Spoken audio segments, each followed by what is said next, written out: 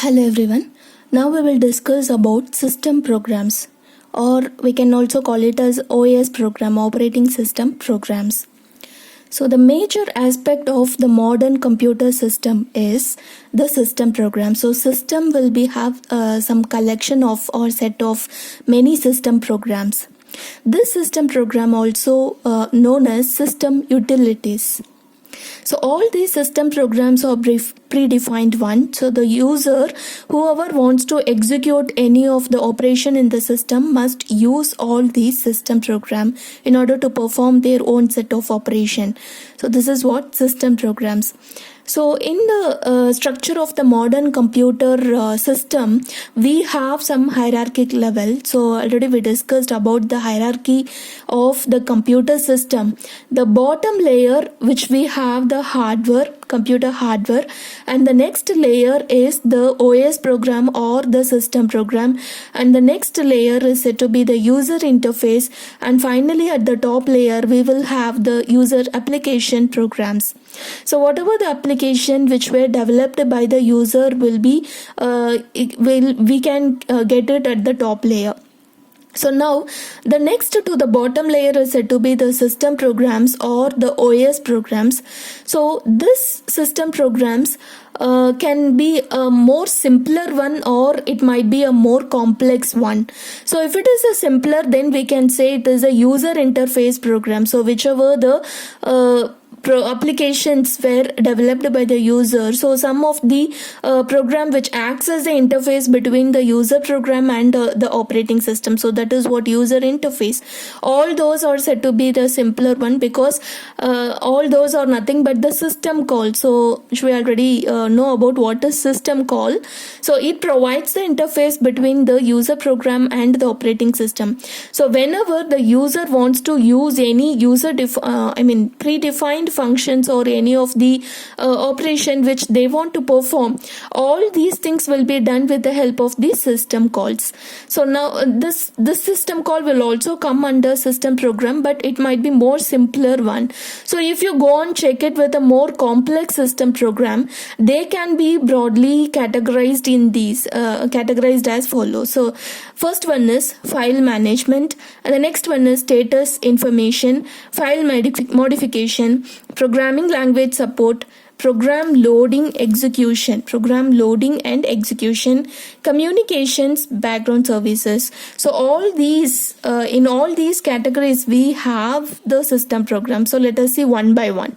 First one is file management. So in order to manage the file, we have lot of system programs. So what are all the file manipulation which we can perform, like create, delete, copy,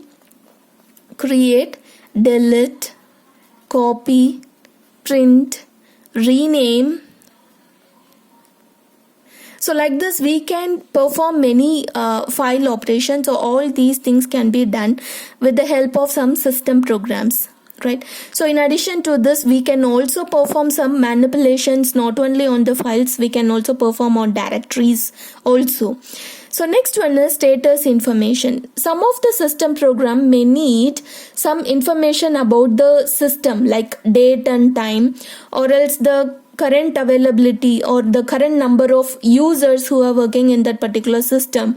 So if it is a multi-user environment, and what about the amount of memory space that were available, or any disk space that were available, and so like this we can get many status information. So all these were just simple information which we can get it easily. But there are some more complex information such as performance. So how we are performing the operation. So like some detailed performance about each and every the operation whatever we are executing in the system, and also some logging information. So logging information, which is nothing but some accounting information about the user. So when they have logged in, when they have logged out, so what is the actual usage time of the particular user. So not only the user, so whichever the resources that has been connected with the system, we can also get the some detailed information or status information about the resources. So, and also some information about the debugging. So if any of the program or the process which we are going to execute, if you get any error, so how to rectify that error, how to get out of that error, so like any debugging details if we need, so that also comes under the status information. So we have one term is said to be registry, which acts as the storage and retrieval of any configuration information. So configuration, which is nothing but the highly confidential information about the system, the user accounting information. So this will also be stored and retrieved with the help of this technique called registry. So it is nothing but the storage part which we can store the configuration information. And the next one is file modification. In file management, we discussed about what are all the different file operation which we can perform in the system.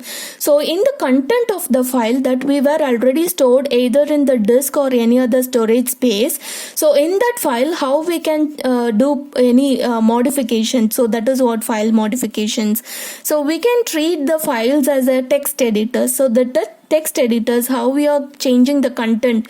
So like modifying the file content, or else if we want, we can search the particular file from the system, and also we can transform the content from one file to another, or from one directory to another directory. Even we can transfer the file also. So all these such operation can be done under file modification. And the next one is program language support. So normally the operating system will support all the programming languages. So in that way they will be developing the operating system. So they will design and construct the operating system in that way. So it should be more adaptable to each and every programming languages whatever we are going to use in our system. In some of the cases, some specific programming language may not support by the operating system, but usually now Windows operating system, it will support the C, C++, Java, or Perl, or any other Python. So like that, many programming languages will be supported in a normal operating system. So suppose if all the programming languages will be implemented in the operating system itself, or else we can download it separately. So that is how it is supporting the programming languages. And the next one is program loading and execution. So whenever you want to execute any of the program, so you need to convert that program which is written already in high level language by the user. So user will develop the program only in the high level language, but the machine does not understand the high level language. So we need to convert that high level language program into a low level, that is a machine level code. So after converting this into a machine level code, which consists of zeros and ones, or and afterwards the machine can understand it. So if it is an executable file, or we can also call it as an object file, then this particular file can be loaded into main memory. So this is what program loading. So once you are loading the program into the system, it does not mean whatever you are just typing, so as it is, if it will store in the main memory. So it will convert all those things into a executable file like a.out or a exe file. So all those files will be stored in the main memory. So that is what loading the executable file in the memory. And afterwards that will be given, that executable file will be given for CPU in order to execute that particular operation, in order to perform that particular operation. So that is what program loading and execution. So in this program coding, there are a lot of loaders that were available, like absolute loaders, relocatable loaders, and linkage editors. And the next one is overlay loaders. So here, what is absolute loader? So which means if you are loading any of the executable files, so there will be one actual location will be given for allocating that particular program or the executable file. And whatever the address or the location you have specified, so that will not be changed, which means we should not relocate that particular program once you loaded into the memory. So that is what absolute loader. So once you loaded that particular executable file into memory, so it should not be relocated, which means it will not change its particular location to any other location. So that is what absolute loader. Whereas if you go and check with the relocatable loaders, it can be relocated, which means whatever the instruction that is provided in that particular program, which is nothing but which will have some relocatable address, so this particular program will be loaded again in different location. That is what relocatable loaders. So once you loaded that program into memory, and afterwards before going for execution, it will be loaded in some other location also. In some cases it may happen, or depends upon the instruction whatever provided in the program, depends upon it may need this relocatable loading also. And the next one is linkage editor. So which means if you want to run your code, in that code you may use any of the predefined functions or even the subroutine or the subprogram, so which is defined already. So in that you have to, that will be stored as a separate file. That is a separate file which is defined already in the system. Now in your code you're going to use that separate file. So now what you have to do, you have to link all those library files. So library files or even some set of separate files for the subprogram or the subroutine. So if you want to execute all those subroutine or a subprogram, you have to link that particular file in your own code. So you need to represent in which location it is actually we have that subprogram or the subroutine, so that the CPU will use that particular code in order to perform whatever the operation you want. So that is what linkage editor. So it will link that particular set of code or file in your own code. That is what linkage editor.